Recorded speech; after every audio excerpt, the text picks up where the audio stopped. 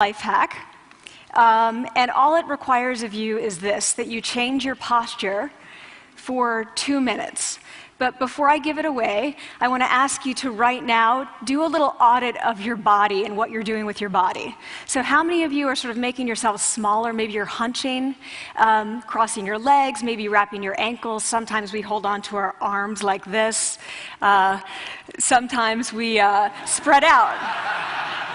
I see you. So I want you to pay attention to what you're doing right now. We're going to come back to that in a few minutes, and I'm hoping that if you sort of learn to tweak this a little bit, it could significantly change the way your life unfolds.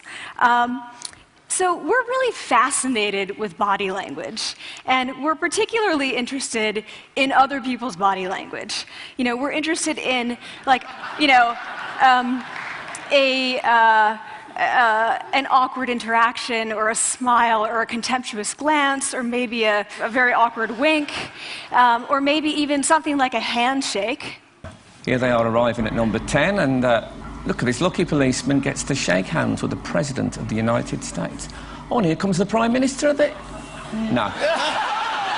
So obviously, when we think about nonverbal behavior or body language, but we call it nonverbals as social scientists, it's language. So we think about communication. When we think about communication, we think about interactions. So what is your body language communicating to me? What's mine communicating to you? And there's a lot of reason to believe that this is a valid way to look at this. So social scientists have spent a lot of time looking at the effects of our body language or other people's body language on judgments. And we make sweeping judgments and inferences from body language.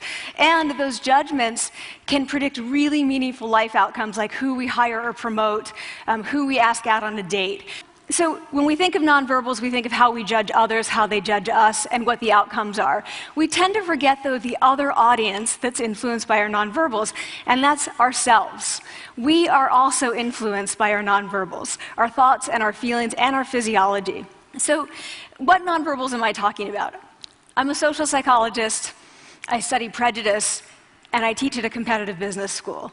So it was inevitable that I would become interested in power dynamics. I became especially interested in nonverbal expressions of power and dominance.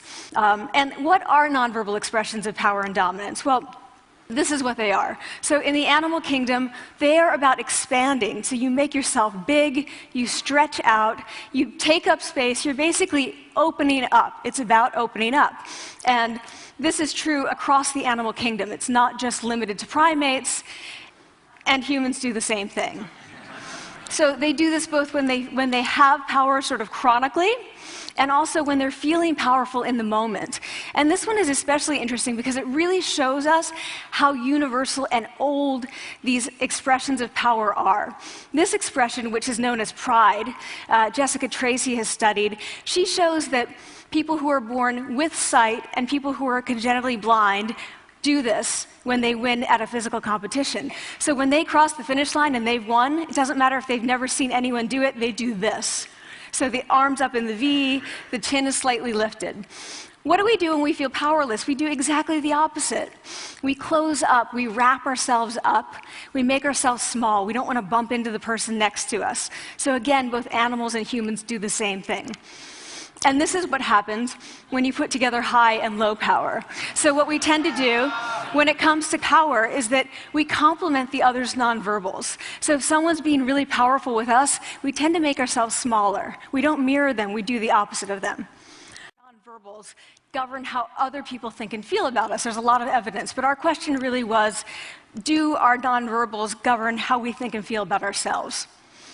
We know that our minds change our bodies, but is it also true that our bodies change our minds? And when I say minds, in the case of the powerful, what am I talking about? So I'm talking about thoughts and feelings and the sort of physiological things that make up our thoughts and feelings, and in my case, that's hormones. I look at hormones. So what do the minds of the powerful versus the powerless look like? So powerful people tend to be, not surprisingly, more assertive and more confident, more optimistic. They actually feel that they're going to win even at games of chance. They also tend to be able to think more abstractly, so there are a lot of differences. They take more risks. There are a lot of differences between powerful and powerless people. Physiologically, there also are differences on two key hormones, testosterone, which is the dominance hormone, and cortisol, which is the stress hormone. So what we find is that high-power alpha males in primate hierarchies have high testosterone and low cortisol, and powerful and effective leaders also have high testosterone and low cortisol. So what does that mean? When you think about power, people tended to think only about testosterone because that was about dominance. But really, power is also about how you react to stress.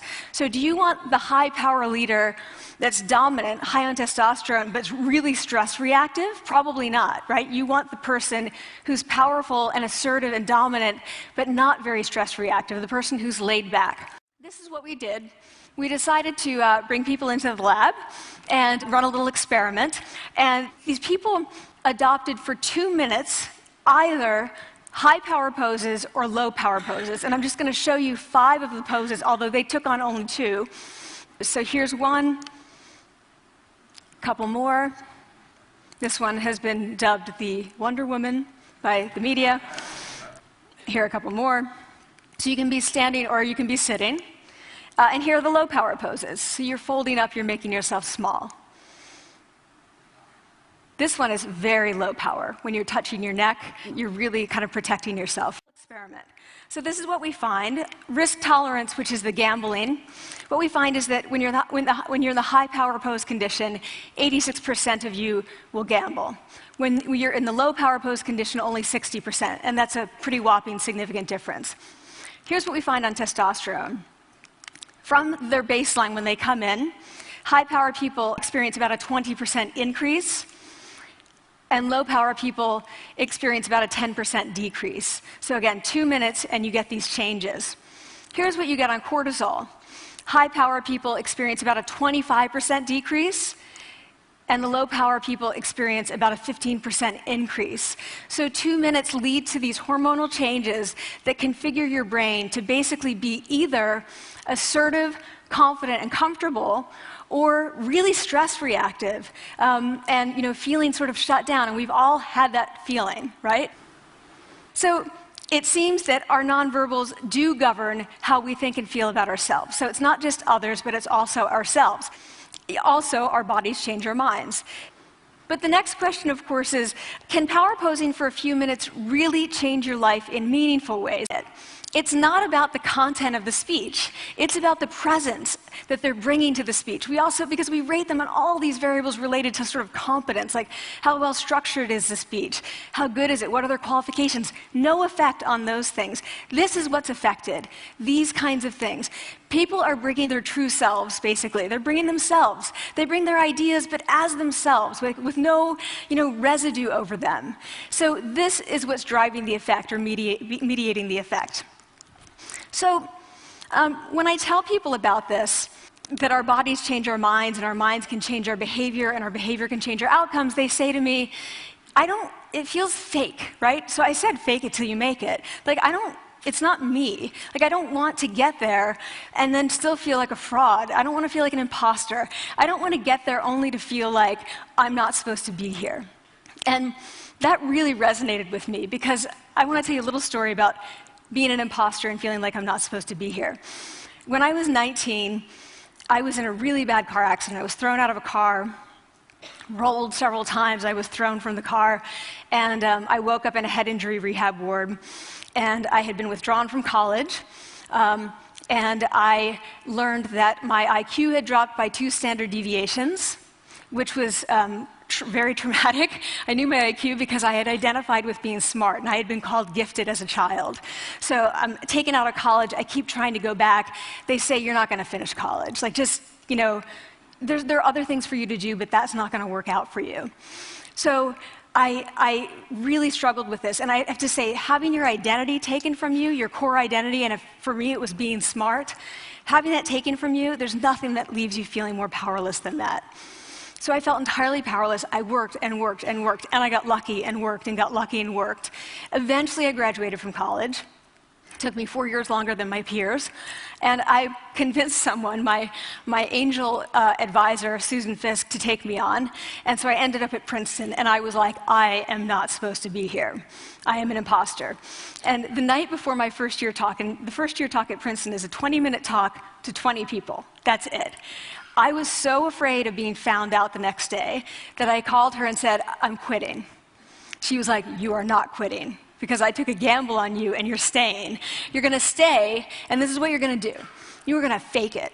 You're going to do every talk that you ever get asked to do. You're just going to do it and do it and do it, even if you're terrified and just paralyzed and having an out-of-body experience, until you have this moment where you say, oh my gosh, I'm doing it. Like, I have become this.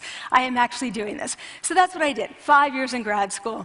A few years, I'm at Northwestern. I moved to Harvard. I'm at Harvard. I'm not really thinking about it anymore, but for a long time I had been thinking, not supposed to be here, not supposed to be here. So at the end of my first year at Harvard, a student who had not talked in class the entire semester, who I had said, look, you got to participate or else you're going to fail, came into my office. I really didn't know her at all. And she came in totally defeated, and she said, I'm not supposed to be here.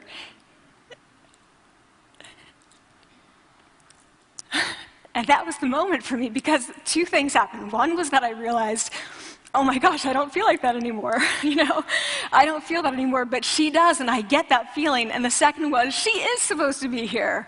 Like, she can fake it, she can become it. So I was like, yes, you are. You are supposed to be here, and tomorrow you're going to fake it, you're going to make yourself powerful, and, you're going to...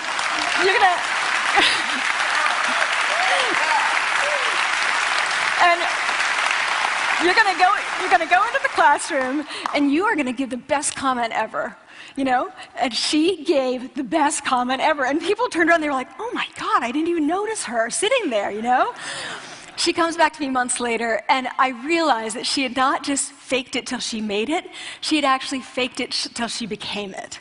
So she had changed. And so I want to say to you, don't fake it till you make it. Fake it till you become it. It's not do it enough until you actually become it and internalize. The last thing I want to leave you with is this. Tiny tweaks can lead to big changes. So this is 2 minutes. 2 minutes, 2 minutes, 2 minutes. Before you go into the next stressful evaluative situation, for 2 minutes, try doing this in the elevator, in a bathroom stall, at your desk behind closed doors. That's what you want to do. Configure your brain to cope the best in that situation. Get your testosterone up, get your cortisol down. Don't leave that situation feeling like, oh, I didn't show them who I am. Leave that situation feeling like, oh, I really feel like I got to say who I am and show who I am. So I want to ask you first, both to try power posing, and also I want to ask you to share this science, because this is simple. I don't have ego involved in this. Give it away. Share it with people, because the people who can use it the most are the ones with no resources and no technology and no status and no power. Give it to them, because they can do it in private. They need their bodies, privacy, and 2 minutes, and it can significantly change the outcomes of their life. Thank you.